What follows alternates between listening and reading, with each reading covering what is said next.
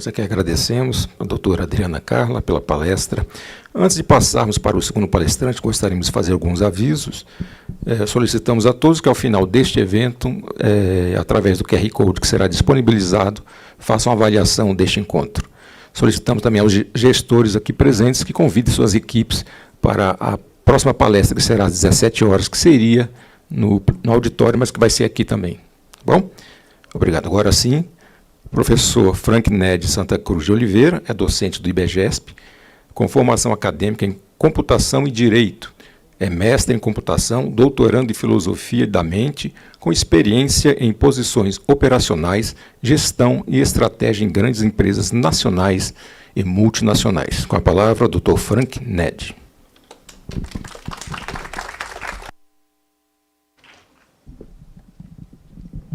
Obrigado. Boa tarde a todos os senhores e as senhoras. Quero aqui inicialmente registrar minha alegria e prazer, obrigado, de poder compartilhar com os senhores algumas reflexões e ideias sobre proteção de dados pessoais, segurança e esse programa que se inicia. Quero também cumprimentar a professora Adriana, o IBG, a professora Renata, parceiras acadêmicas nessa jornada. Bom, eu vou fazer uma fala breve, mas eu gostaria de pontuar de imediato 3 elementos importantes na fala, né?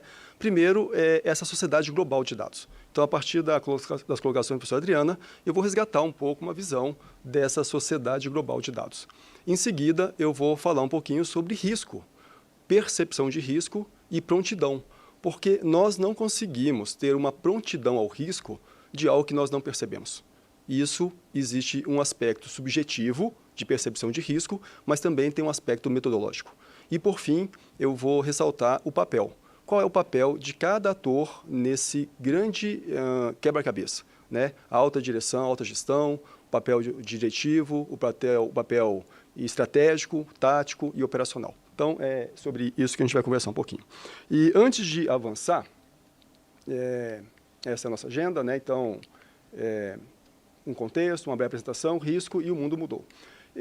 Então, eu gosto, sempre eu digo isso, de começar essa fala usando essa figura, que ela é uma figura um pouco aristotélica, né? É um quadrado, um recorte do mundo, mas eu gosto de começar naquela ponta ali, olhando a figura mais à direita, que fala sobre essa sociedade global de dados, onde efetivamente o dado, e aqui em espécie, o dado pessoal, tem um valor na sociedade.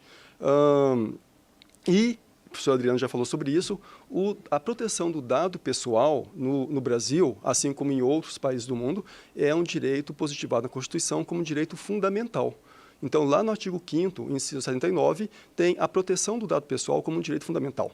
E esse movimento não é um movimento exclusivo do Brasil, né? Se nós olharmos o mundo pelo sistema ONU, nós temos no sistema ONU mais ou menos 197 países. Que pese no mundo existam 203 países. Desses 197 países do sistema ONU, 178 já possuem legislação de proteção de dados pessoais.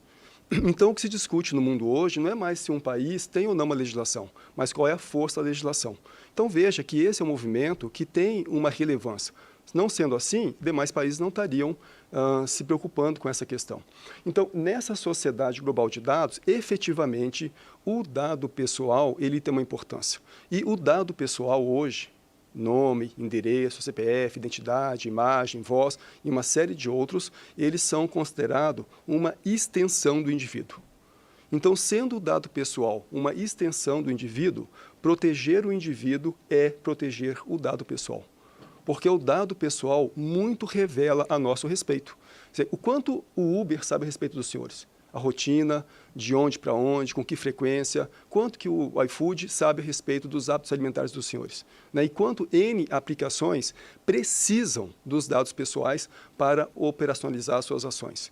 E por que eu estou insistindo nessa questão do dado pessoal como, de fato, um elemento nessa sociedade global de dados? Porque aqui no tribunal, certamente, eu sempre falo isso, né? O dado pessoal não está contabilizado.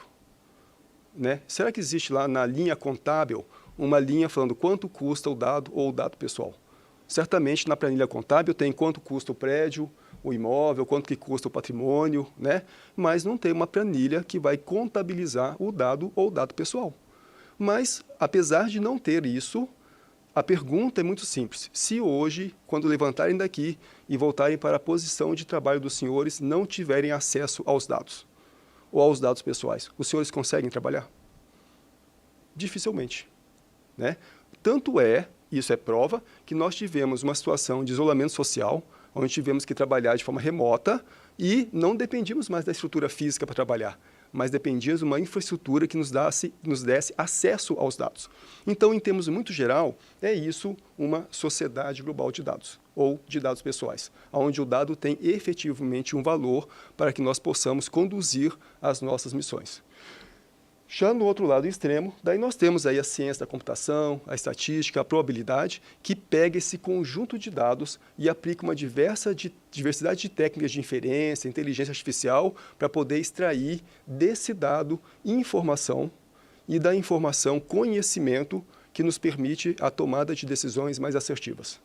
Então, diariamente, nós, os senhores, enquanto gestores, estão buscando dados, informações para poder tomar decisões mais assertivas. Dentro da missão do tribunal, certamente, os senhores manipulam diariamente um conjunto de dados para poder fazer a fiscalização em busca de algo que não esteja em conformidade com o que se é esperado. Olha a dependência do dado e do processamento desse dado por meio de mecanismos computacionais, matemáticos, algoritmos diversos, né? Muito bem. Já na parte de cima, eu gosto de usar esse modelo da lógica, que é um dos modelos de lógica do direito, que é a lógica deôntica. A lógica deôntica, basicamente, ela fala que o direito, ele obriga, proíbe ou permite algo. Então, veja que no caso da Lei Geral de Proteção de Dados Pessoais, porque há uma distinção entre dado e dado pessoal. Dado seria uma espécie de gênero, com as espécies dado operacional e dado pessoal. Quanto o tribunal gasta por mês de manutenção predial? Isso é um dado operacional. Qual é o nome dos servidores? É um dado pessoal. Quais servidores, por alguma razão de saúde, apresentaram um atestado médico? Dado pessoal. Então, nós estamos falando de uma Lei Geral de Proteção de Dados Pessoais, né? Que pese essas coisas se conversem muito proximamente hoje em dia. Mas dentro da lógica deôntica, então, quando se fala da LGPD, a lei obriga que qualquer instituição, seja ela pública ou privada, adote as medidas de adequação. Não há para onde escapar. Não tem como escapar. Isso é uma orientação normativa. Obriga-se que organizações públicas ou privadas adotem medidas para a adequação. A lei permite que as organizações tratem dados pessoais, desde que tenham para isso aderência a uma das bases legais. São 10 as bases legais. Não irei falar sobre elas aqui agora, porque teremos oportunidade de falar sobre isso à frente. Mas a lei proíbe que, mesmo estando aderente a uma das bases legais, eu viole os princípios da lei, que também são 10 os princípios. Então, veja que este é o modelo de lógica deôntica. E, na base, nós temos ali uma teoria do direito fundamental para uma teoria fundamental do direito. E o que isso quer dizer? A proteção do dado pessoal é um direito fundamental no Brasil. Está na nossa Constituição, no artigo 5º. E, sendo um direito fundamental, nós temos que, sim, enquanto instituição, nos movimentarmos para tornar isso efetivo. Enquanto cidadão, cobrarmos, seja na nossa esfera pessoal, seja na nossa esfera institucional, as medidas para adequação. Porque pode isso talvez ser um pouco utópico isso, mas é assim que nós construímos instituições melhores, e ao termos instituições melhores, nós também estamos contribuindo para uma sociedade melhor. E eu acho que, no final, o que nós almejamos é uma sociedade melhor para nós e para os nossos filhos também, as nossas gerações. E nós temos, então, papéis efetivos na construção dessa sociedade melhor por meio das instituições e também da nossa presença em sociedade. Então, esse é um cenário, né, uma abordagem geral. Entretanto, nesse cenário, nós temos uma série de ameaças. Porque agora nós temos os dados dispersos em sistemas, em bancos de dados, em aplicativos, no e-mail, talvez no WhatsApp. E como que nós podemos reduzir o risco? Como que nós podemos enfrentar essa diversidade de riscos que se apresentam?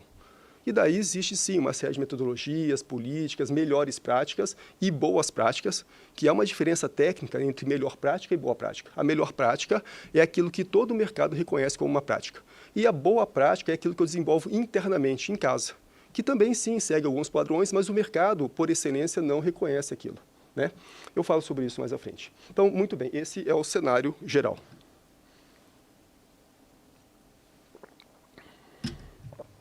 Agora, para não parecer que sou eu que estou falando isso, né?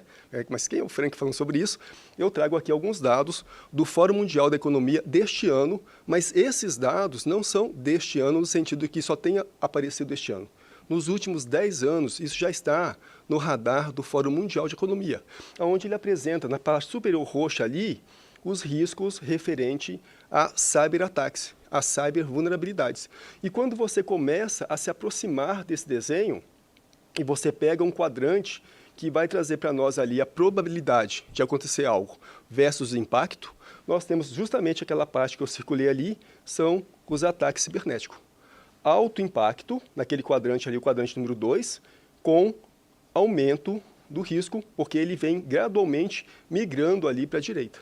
Então veja que hoje, de fato, os dados, não só do Fórum Mundial de Economia, mas de diversos grupos de pesquisas, vêm apontando o risco e a exposição que nós estamos, as instituições, e, eu diria até, em alguma medida, processos da sociedade, em virtude da exposição dos dados pessoais.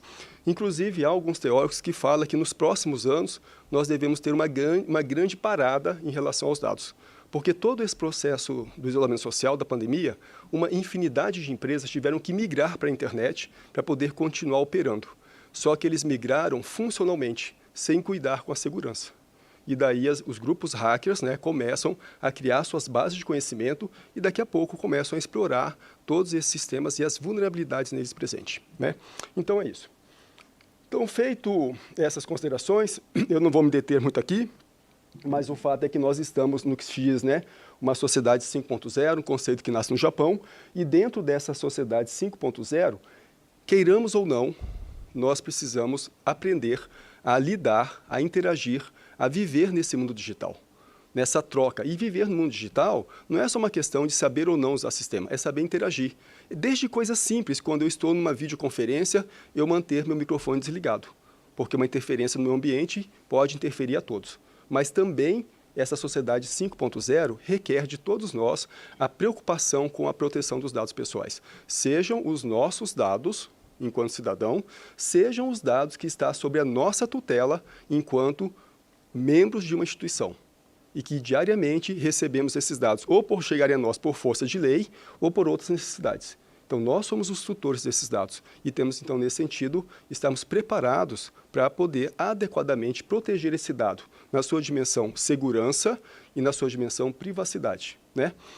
E daí começam alguns enganos que pode criar ou aumentar o cenário de risco.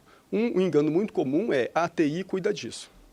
Então, a TI está cuidando disso. Não, a TI, claro que a TI tem um papel relevante nesse processo, mas, no final, são humanos que estão tratando esses dados. Então, cada um de nós temos um papel de responsabilidade, né? Porque tecnologia não resolve tudo por tudo. Até seria muito bom se resolvesse, mas, infelizmente, não resolve. Se eu tirar um exemplo fora desse cenário e pensar assim, olha, os senhores compram um carro de última geração, e vão fazer uma viagem daqui para Goiânia. E entra lá no carro de última geração, com vários mecanismos de segurança, o carro vem com manual, mas eu entro no carro e saio a 1000 sem usar o cinto de segurança. O que adiantou toda aquela tecnologia se eu, enquanto indivíduo, humano, operador do sistema, não adotei a medida simples que era, de repente, colocar o cinto de segurança?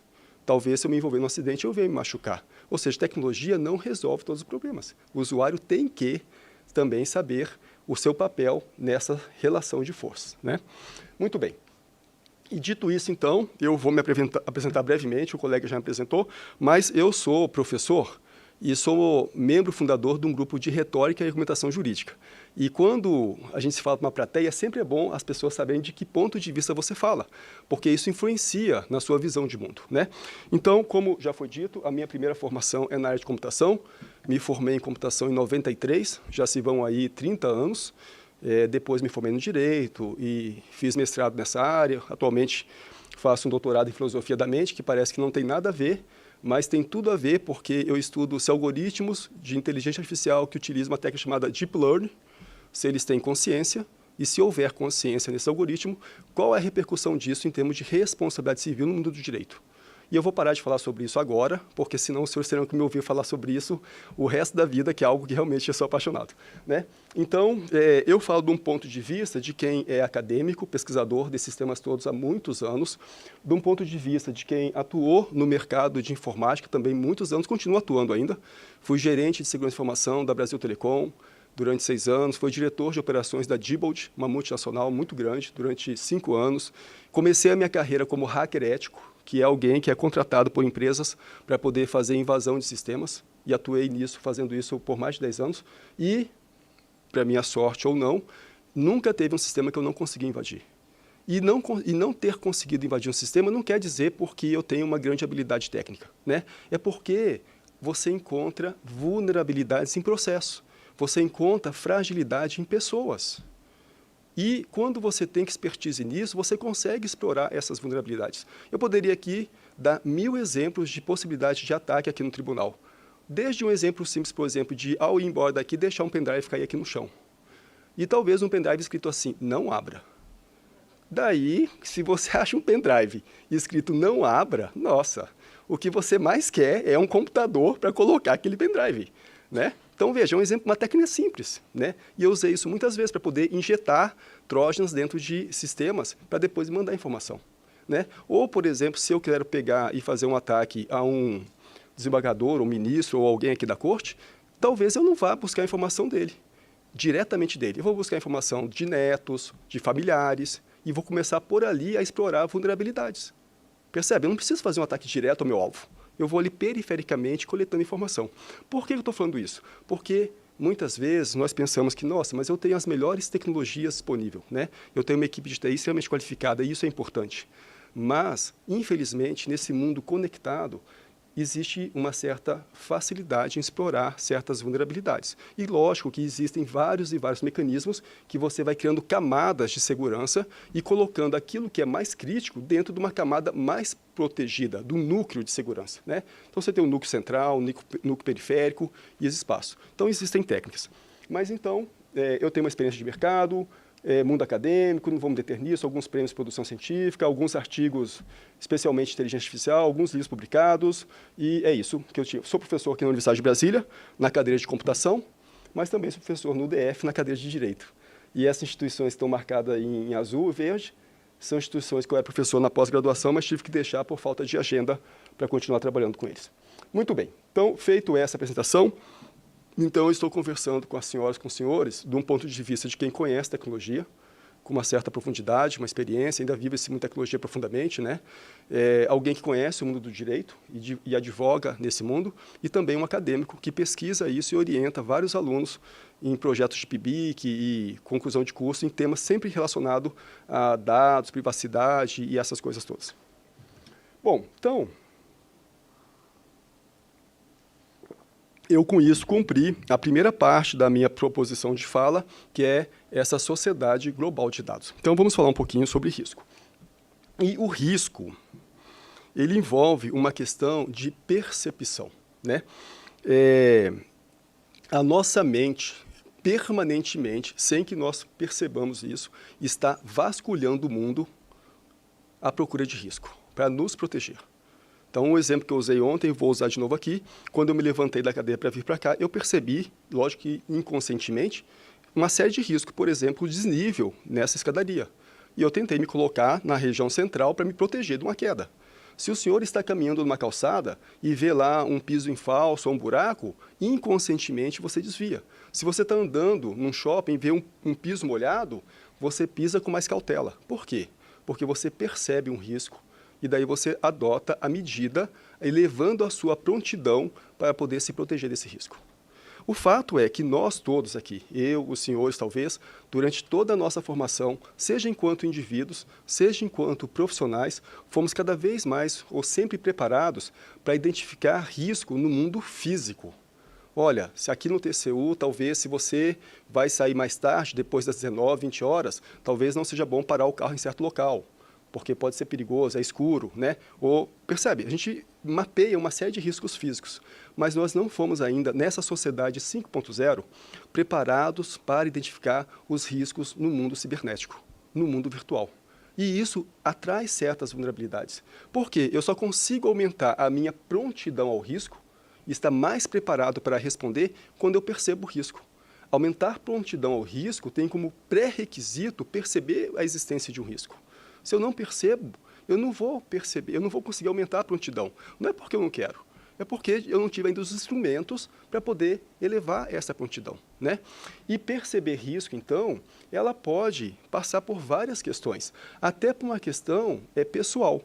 E, por exemplo, eu sempre uso esse exemplo, né? Quando aquelas pessoas que saltam daqueles bar jump, aquelas cordas que estão, sei lá, 100, 150 metros, né? Eu não tenho coragem, porque eu acho que o risco é muito grande. Mas tem algumas pessoas que fazem aquilo 3, 4, 5 vezes. Porque para eles a percepção de risco é de outra natureza. Então veja que o mesmo risco pode ter percepção diferente por pessoas. Por isso da importância de nós buscarmos modelos, né, de boas práticas, as melhores práticas de mercado, para que nós possamos ter um olhar nivelado sobre o que é o risco.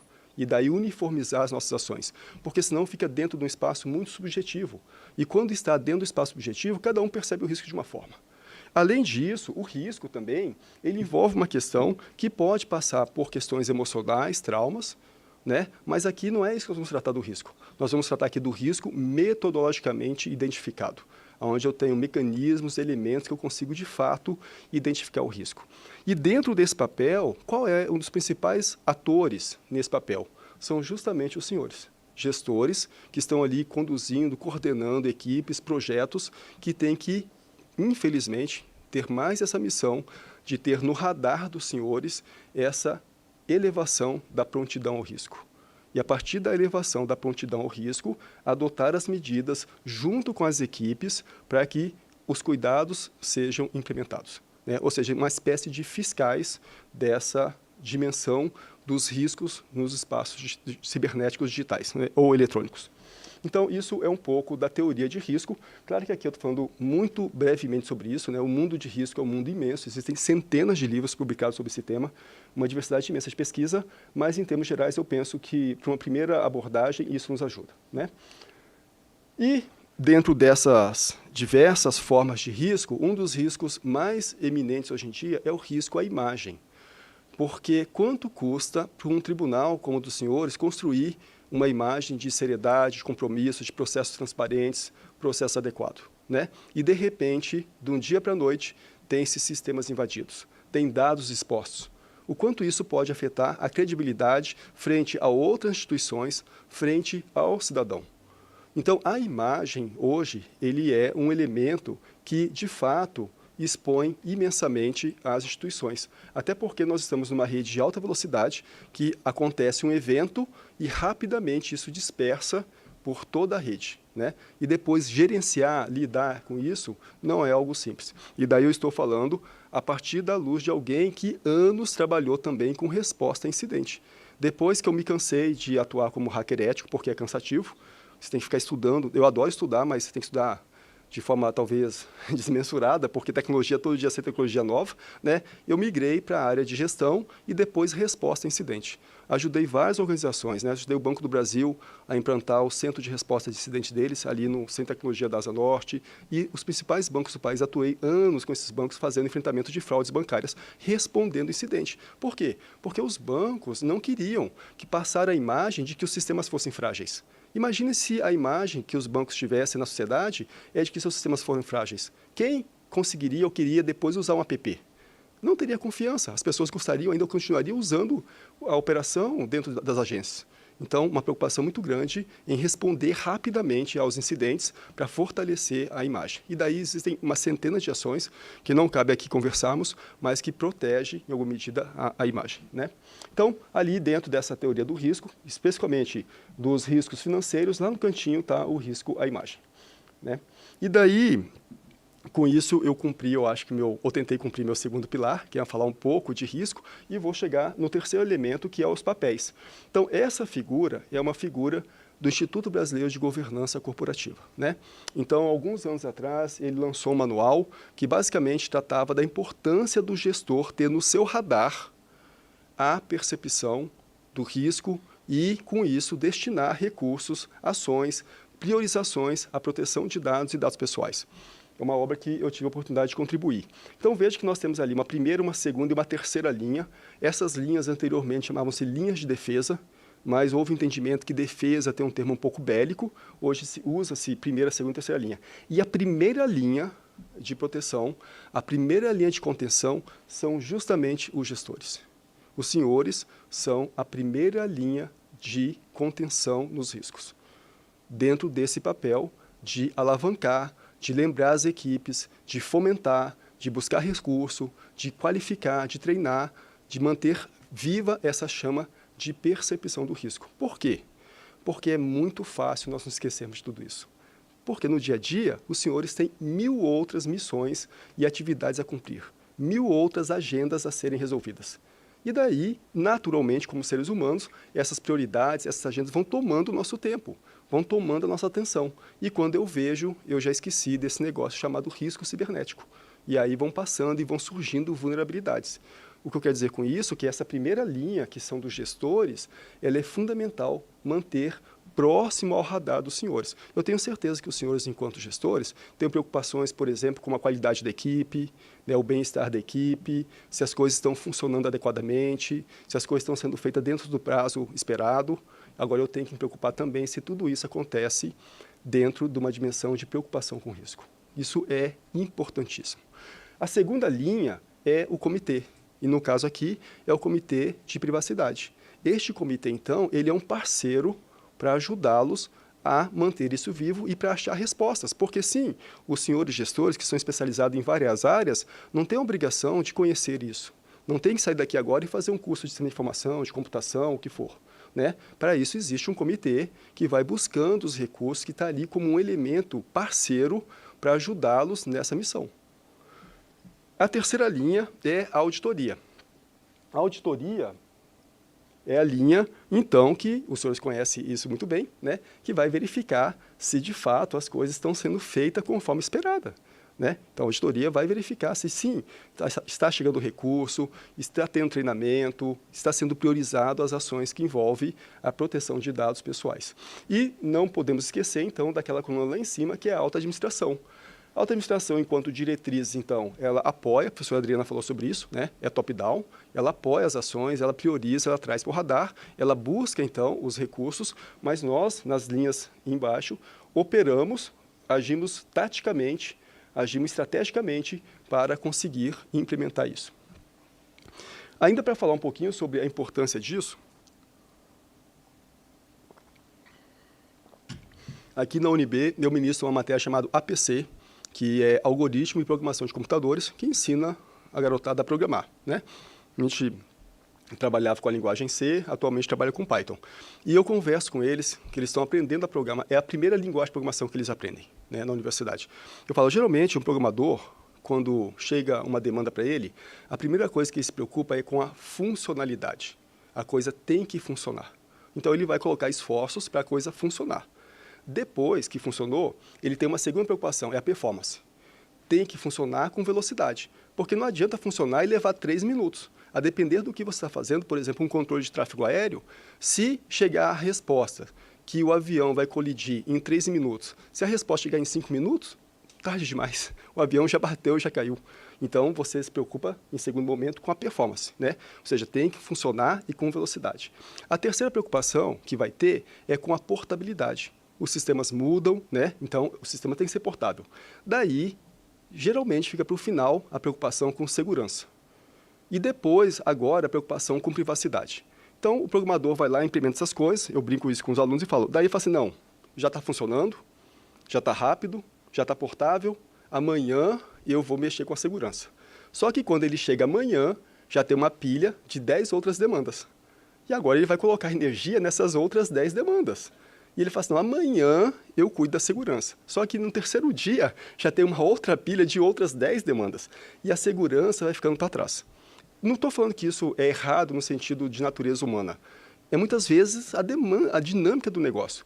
Mas o que essa legislação fala, a Lei Geral de Proteção das Pessoais, dentro de um dos conceitos que chama-se Privacy by Default by Design, privacidade por concepção, por padrão, é que a privacidade e a segurança não pode ser deixada como segunda prioridade.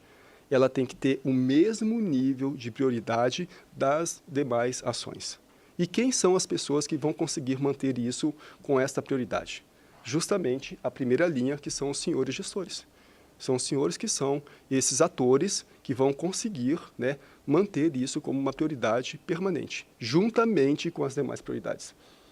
esse é o mundo que nós temos hoje, do mundo de dados, né? E, para poder fechar essa minha fala, eu gosto dessa apresentação, porque se eu perguntar a qualquer um aqui dos senhores, né, o que vocês estão vendo? A resposta é óbvia, estou vendo uma árvore, né, frondosa, verde.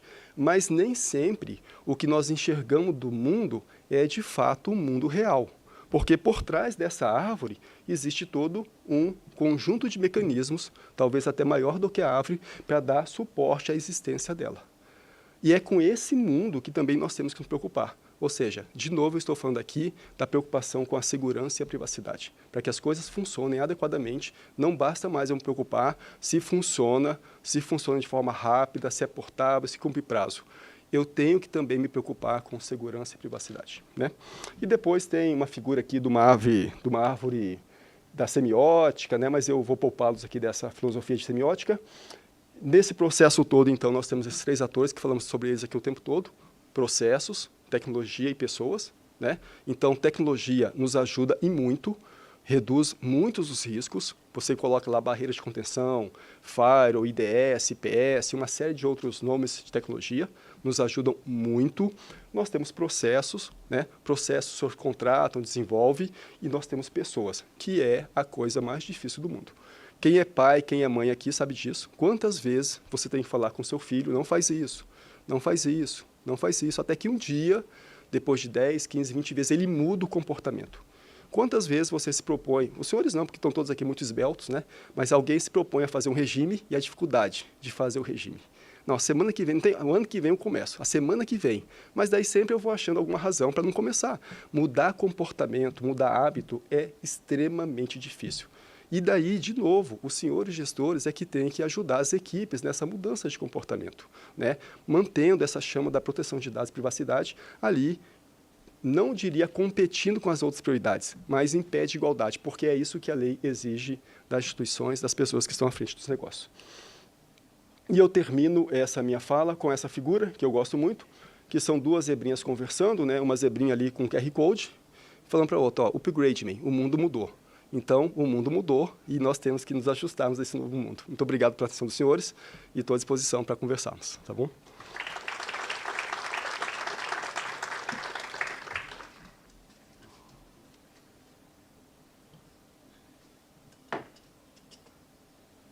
Bom, agora chegou o momento de retirarmos as dúvidas. Eu vou pedir até a gentileza do professor Frank para continuar aqui, doutor Adriano também, para nós podermos sanar as dúvidas dos que estão participando do evento. Alguém tem dúvida? É só levantar a mão que a Laudiane vai levar o microfone. Alguma dúvida, colocação? Não? Eu sempre brinco quando a gente conversa assim, né, que quando eu falo isso para meus alunos, né, quando a turma fica muito silenciosa é preocupante. Ou entenderam tudo ou não entenderam nada, né? Então, uma dúvida de cada vez. Bom, então foi muito bem dada a palestra, né? E aí todo mundo já entendeu. Parabéns para os dois, então. Então, por enquanto é só. Reitero o pedido ali. Ali o índio quer fazer uma pergunta ali, Laudiane.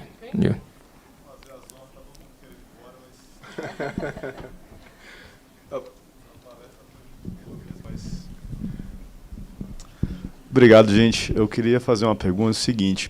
O TCU acabou de baixar uma resolução falando sobre o tratamento que ele vai dar para CPF. Ele diz que não vai permitir a ocultação ou o mascaramento ali parcial ou total de CPF, e que vai continuar usando para fins de acórdão, relatório, etc. E a gente está falando aqui, eu acho que deve estar aqui com o pessoal também em mente, que está tratando isso aqui no âmbito do SDF, que o CPF é uma informação pessoal sensível e que ela mereceria um tratamento diferente. Eu queria saber dos senhores o que os senhores acham dessa resolução. Obrigado. Tá, olha, que pergunta excelente, né? Porque essa pergunta, ela permite que nós façamos uma reflexão em relação à Lei de Acesso à Informação com a Lei Geral de Proteção de Dados Pessoais. E essas leis não são conflitantes. O que nós temos que perceber é que quando nós estamos falando de uma ação que é de interesse público, que talvez seja esse o motivo de dar transparência, né, nós estamos falando de algo que é maior do que o interesse do indivíduo, porque nós estamos prestando conta à sociedade. Então, há uma certa relativização. No direito, né, nada é cartesiano. Sempre há que se avaliar as questões conforme o contexto. Então, num primeiro momento, a partir da relação que o senhor está colocando, eu tenho entendimento, dialogando isso, que talvez o fundamento de manter a transparência seja provavelmente a lei, né, que nós estamos falando de algo que é de interesse público e não de interesse do público. O interesse do público é a curiosidade. Isso é de interesse público. Então, me parece relativamente razoável manter essa certa transparência, né? Então, é uma primeira percepção a partir dessa colocação. Tá?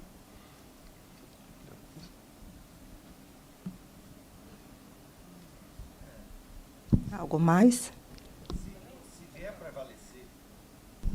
Caso venha a prevalecer essa tese de interesse público, no Tribunal de Contas, nós trabalhamos com dados pessoais, mas públicos, né? Nós mexemos com dinheiro público e pessoas que são responsáveis por recursos públicos.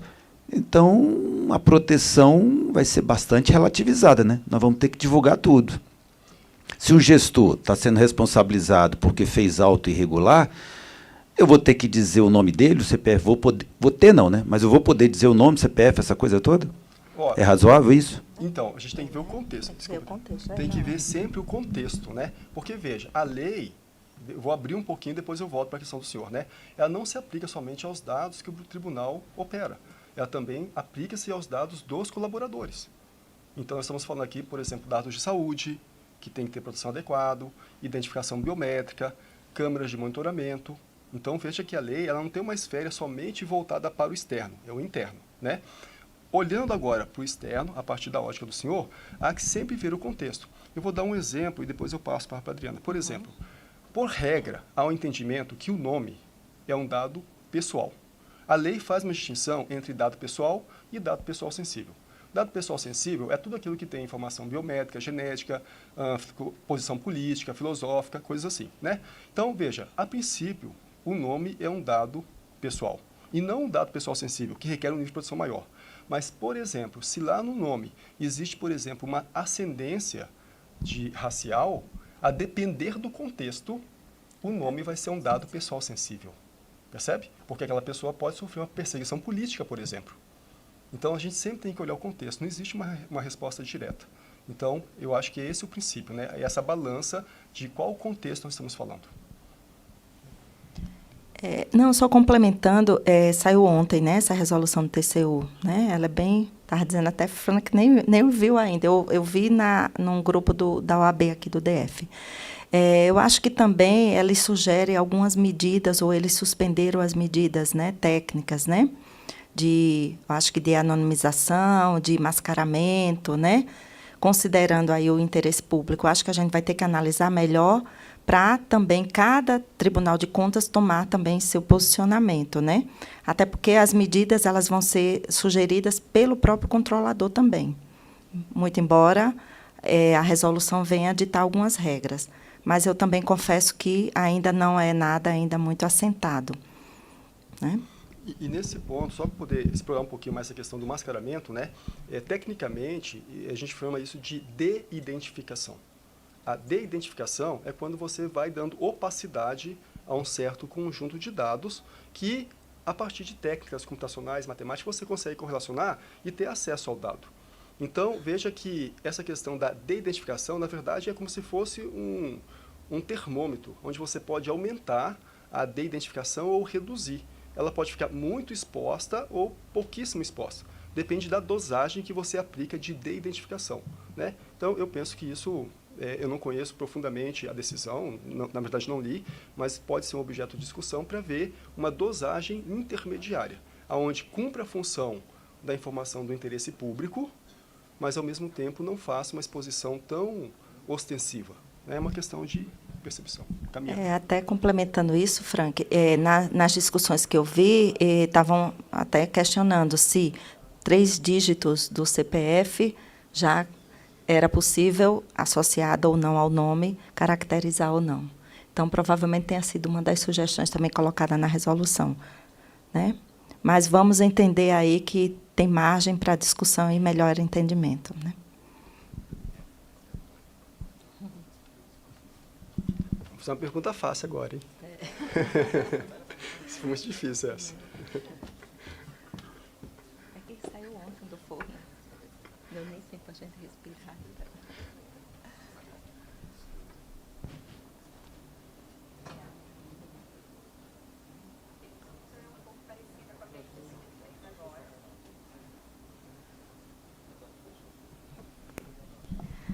Em relação às denúncias que a gente recebe. Não tem como, por exemplo, a gente recebe uma denúncia e a gente tem que encaminhar para uma secretaria X. No entanto, aquela denúncia tem que conter dados sensíveis, porque é exatamente isso, né, que precisa ser... Né, é exatamente essa resposta que a gente precisa receber. Então, quando a gente encaminha aquilo para uma secretaria qualquer, a gente pede para que aquela secretaria, a gente coloca sigiloso, né, e pede para que aquela secretaria, né, respeite, a gente cita a LGPD, né, dê o tratamento dele. Nesse momento, a gente está resguardado quando a gente faz isso, porque aí sai da nossa alçada, né? A gente encaminha aquele documento solicitando o tratamento dos dados sensíveis, né, conforme a LGPD, a gente inclusive cita. No entanto, aquela informação, a partir do momento que sai, a gente já não tem mais controle sobre aquele documento, né? Então, essa é a minha pergunta. Eu sempre fico em dúvida se realmente secretaria, isso é uma você forma... diz, é secretaria interna ou É um externa? jurisdicionado. Tá. Olha, a LGPD, ela traz 10 bases legais, porque, veja, a LGPD, ela não proíbe tratar o dado pessoal. Ela regra a forma como se trata. Ela fala, você não pode tratar de qualquer forma. Há limites no tratamento. Eu vou pegar um exemplo fora da pergunta da senhora, mas eu volto à pergunta da senhora, né? Então, veja só, uma instituição recebe o dado pessoal para, vamos dizer, promover um curso, né? A pergunta é, pode essa instituição depois pegar esse dado pessoal e usar para outra finalidade? Por exemplo, eu sei em parceria com uma agência de viagem e eu vou pegar esse dado pessoal, nome, endereço, telefone da pessoa e passar para essa agência de viagem. Pode? Não, não pode. Mudou a finalidade.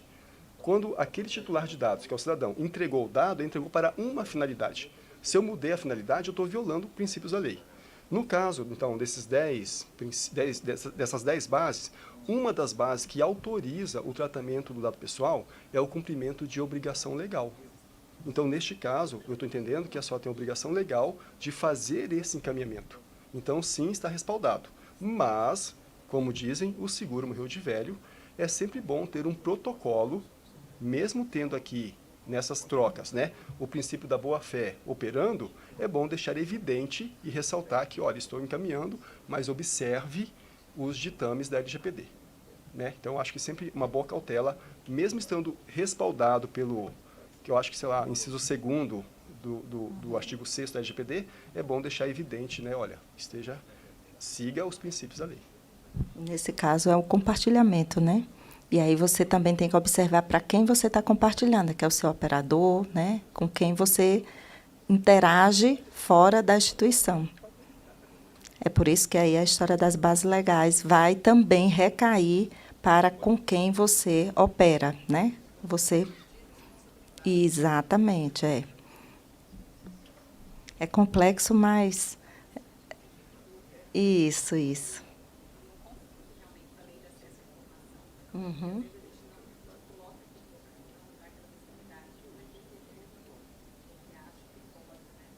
Isso.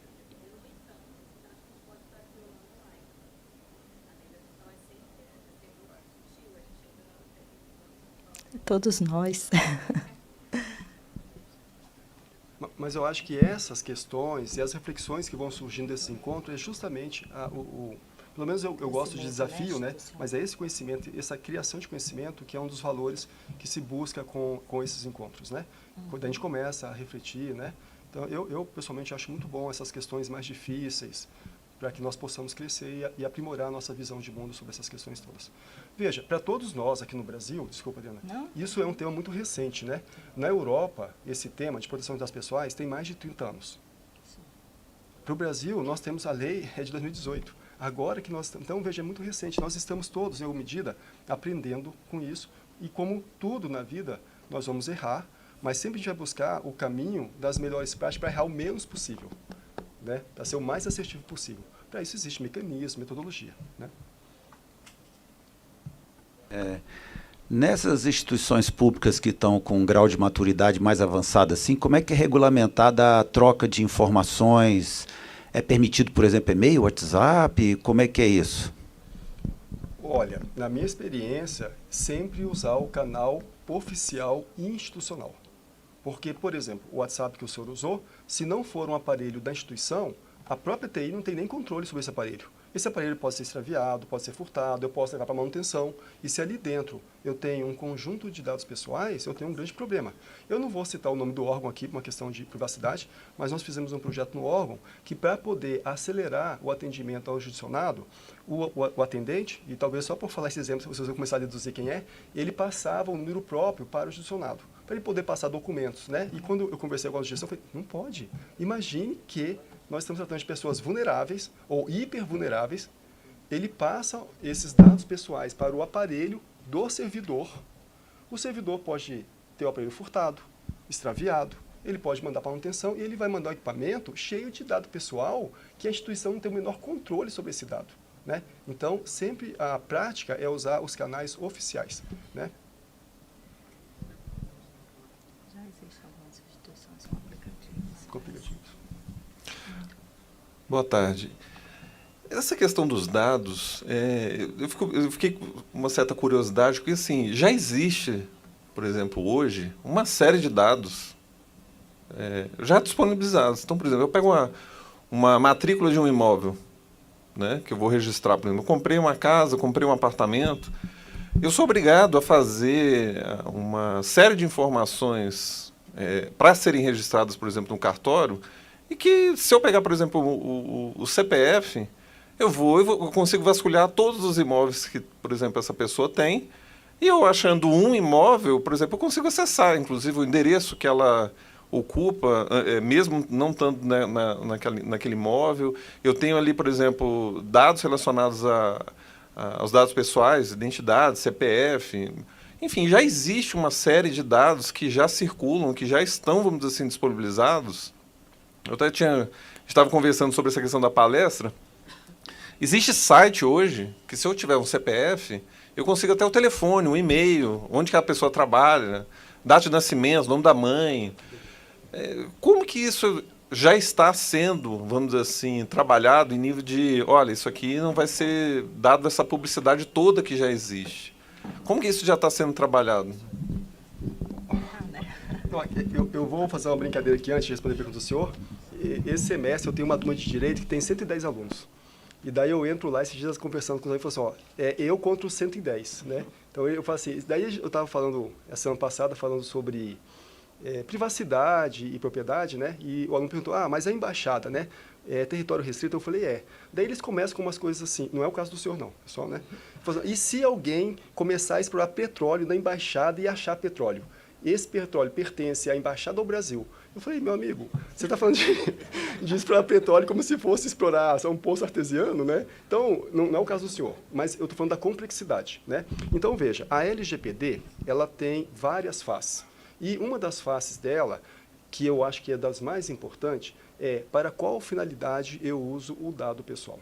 Então, eu vou dar um exemplo usando órgãos públicos. Nós temos aqui no Brasil, isso já foi inclusive objeto de investigação pelo Ministério Público, uma instituição que recebe dado do cidadão brasileiro para uma certa finalidade e pegava este dado e vendia para a justiça para poder fazer a recuperação de crédito. Então a justiça tem dificuldade em achar as pessoas, então comprava esses dados para poder fazer execução. Veja que há uma total mudança da finalidade, porque ela recebia os dados para uma finalidade A e ela comercializava esses dados. Violação total da lei. O Ministério Público entrou no processo e o processo parou. Então veja que, apesar de nós termos esse universo de dados, ou que por força de lei tem que ser dado público, como por exemplo matrícula de imóveis, ou dados que estão aí na Deep Web, Darknet, em função de vazamento, né? Isso não é, eu diria que, o olhar em relação à proteção.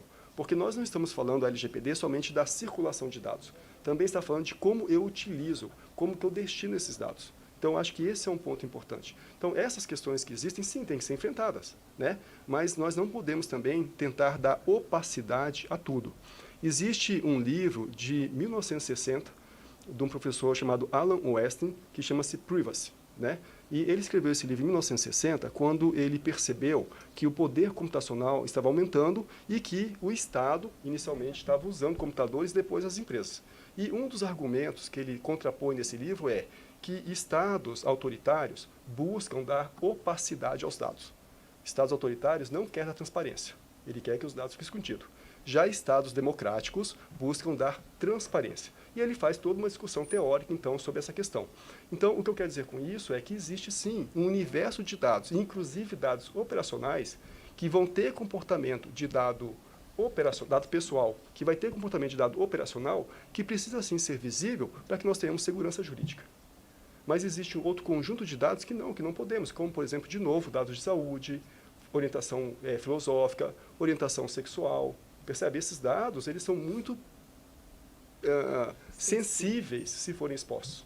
Então, esses bancos de dados que existem têm que ser enfrentados. E aí vai caber às instituições, ao Ministério Público, identificando isso e tirando isso do ar, como já vem fazendo, né? Tínhamos aquele site, Tudo Sobre Todos, era um dos sites que existiam, né? Que você botava lá o nome de alguém e ele te dava o CPF, o telefone, uma série de coisas. O MPF foi lá, atuou, tirou do ar, tirou o domínio. Os caras começaram a operar no exterior, fez parceria para tirar de fora. Então, o Estado, com a sua força, vai atuando também. Não sei se consegui enfrentar a questão do senhor, mas é uma questão que não é fácil, mas não desanimem.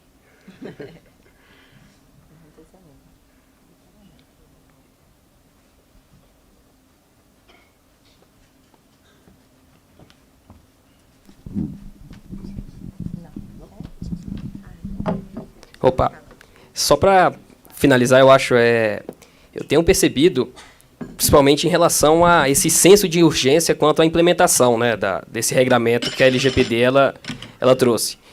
Na iniciativa privada, muito devido à multa pecuniária, eu vi que as empresas se movimentaram bastante, contrataram especialistas para ajudarem nessa questão da implementação. E no setor público, o senso de urgência ele não funcionou da mesma forma. Eu vejo a lei já é de 2018, usando aqui como exemplo do tribunal, a gente tem avançado, mas avança pouco ainda, né, em relação à matéria. Eu queria que vocês falassem um pouco mais sobre a responsabilização. Eu vi uma fala, inclusive, do coordenador-geral lá de fiscalização da NPD, falando que no setor público, mesmo que os órgãos eles não possam ser imputados, né, uma multa financeira ali, pecuniária, mas que os dirigentes eles podem, de certa forma, serem responsabilizados. E eles já estão trabalhando com essa estruturação, né, de fazer essa responsabilização. Eu queria que vocês falassem um pouco sobre isso aqui para o pessoal do tribunal, os dirigentes, né? Eu vou só falar uma coisa inicial, assim. Com certeza, Cássio, a gente tem uma lentidão maior na implementação no poder público. Eu acho que também, Frank, a complexidade de que nós temos o executivo, legislativo, judiciário. Se a gente for olhar lá para a ponta, prefeituras, câmaras, né, municipais, todas elas vão precisar. Numa das discussões da NPD, o que a gente também considerou muito é que a maioria também dos órgãos públicos tem pouco servidor, e a própria NPD tem passado por isso, né? Então, a gente tem uma máquina muito enxuta para uma demanda de exigências muito grande. Então, eu acho que esse é o primeiro ponto que a gente analisa como um retardo de implementação. Provavelmente agora, com a Resolução 4 das sanções, mesmo não impetrando multa, a gente tem as outras sanções que vão recair, e está aí, né, dos processos existentes, 7 são poder público. Então, de alguma forma, a NPD vai impor regramento também para o poder público. E eu acho que a complexidade também de mudança de gestão das gestões que fazem parte do poder público, né, que é muito política, acaba também não fazendo uma continuidade. Por isso que, ao meu ver, né, as organizações que estão passando pelo processo de adequação, elas não podem estar vinculadas, e já existe até algumas organizações que têm feito isso, não estão vinculando as gestões dos comitês, por exemplo, à gestão da organização. Então, isso é bem importante para a gente ter gestão de continuidade, né? Mas aí, não sei se Frank tem algum complemento. É isso que a professora Adriana falou, mas existe um ponto que eu acho que é muito importante, que algumas vezes a gente perde o foco, né? Porque muitas vezes há um entendimento de que a multa, por poder chegar até 50 milhões por incidente, é a sanção mais gravosa, né? Mas não é, porque existe a possibilidade da NPD, e inclusive para instituições públicas, de proibir o tratamento de dado pessoal, ou limitar o tratamento. Então, a depender do que nós estamos falando, a proibição do tratamento do dado pessoal, ele pode parar toda uma cadeia de produção do órgão. Se você fala de agência privada, o senhor colocou como exemplo, né? Imagine Uber, iFood, se elas são proibidas de tratar dado pessoal. Acabou o negócio. Talvez eles iam preferir pagar uma multa de 50 milhões do que ter a proibição de tratar dado pessoal. Então, veja que essas sanções que têm relações com a proibição ou a redução do tratamento do dado pessoal pode gerar um impacto para o órgão público, a depender do que estamos falando, maior do que uma multa de 50 milhões. A exemplo dessa instituição que eu falei anteriormente, que recebia o dado do cidadão para a finalidade A e comercializava esse dado. Como ele foi proibido, ele perdeu dinheiro com isso, porque ele não pôde mais ver, porque ele vendia o dado, percebe? Então, você foi proibido de tratar o dado para aquela outra finalidade. Então, existem essas sanções que pode gerar impacto muito maior do que uma multa. Né? Da reputação, né? Daí tem a questão da imagem, que é algo que é muito complicado, né? Você ter a imagem de uma instituição fragilizada em virtude de descuido com o tratamento de dado pessoal. Vou só complementar, Cássio, mas a gente vai discutir isso nas próximas ações.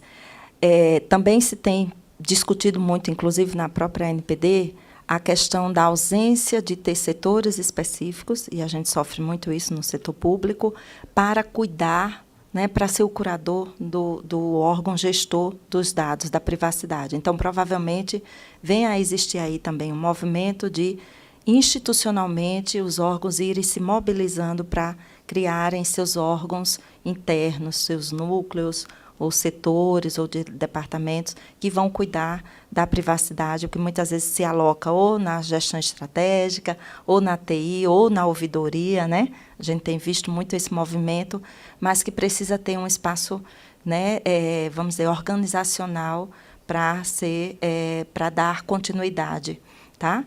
Então, eu acho que a NPD também, em algum momento, vai também nos ajudar a direcionar isso institucionalmente. Já existem alguns órgãos que já têm definido, por exemplo, recentemente eu soube do TRT, que organizou e tem um órgão fiscalizador interno já para tratar a privacidade de dados. E gostaria só de lembrar um ponto, se me permitir, daí é uma fofoca, né, dessa questão da lei, porque todo esse processo de construção da legislação, nós acompanhamos isso desde sempre. A nossa legislação, como os senhores devem saber, ela em alguma medida é uma cópia da legislação europeia. Existem vários problemas jurídicos que irão aparecer, porque houve ali mudanças que, pelo menos a minha ótica, não foram adequados, mas não é o caso aqui. Mas veja, o Brasil acelerou esse processo de sancionar esta lei porque a legislação europeia começou a produzir efeito em 2018. E um grande recado que veio da comunidade europeia para o Brasil é: nós aqui na Europa agora temos uma legislação de proteção de dados pessoais. Se você no Brasil não tiver uma legislação, isso vai impactar a balança comercial, porque as nossas empresas vão estar com receio de manter relações comerciais com vocês sob o risco de serem penalizadas. Então, na verdade, a nossa lei não foi sancionada porque, e daí não estou querendo dizer nada contra o parlamentar, ele falou assim: meu Deus, o dado do cidadão brasileiro está vulnerável, vou fazer uma lei. Não, essa não foi a motivação. Tanto é que quando a gente lê lá a motivação da lei, o primeiro argumento é finalidade econômica. Esse é um aspecto. E veja como isso vai pressionando o Estado. A nossa autoridade nacional, até certo tempo atrás, era vinculado ao Executivo. E começou uma pressão internacional, porque o Brasil não tinha uma pretensão de entrar, ou tem ainda na OCDE. Começou um diálogo e falou assim: olha, para que você possa, de fato, ser considerado como alguém candidato ao CDE, a sua autoridade tem que ter independência. Porque hoje ela está vinculada ao executivo e pode sofrer influência política. O que aconteceu? O ano passado a nossa autoridade virou uma autarquia especial, para poder desvincular. Então veja que tem forças operando para além da força interna do país. Existem movimentos também internacionais que vai pressionando e daí, em alguma medida, né, o país vai se sentindo obrigado, enquanto empresas privadas ou enquanto Estado também, a ir se adequando, porque tem outros elementos operando nessa equação. Né? Economia. Né? Então tem outros elementos. Não sei se consegui dialogar com a questão do senhor, né? Consegui enfrentar. Mas são perguntas difíceis, né? E tá igual a pergunta do meu aluno lá, né? Se pegar e furar o poço na embaixada, de quem pertence o petróleo? Eu falei, ó, mas são perguntas importantes.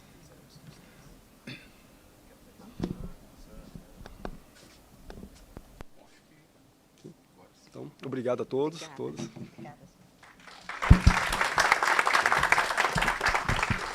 Bom, e assim a gente encerra então essa palestra por hora, né? Que às 17h teremos novamente essa palestra. Boa tarde a todos e até a próxima.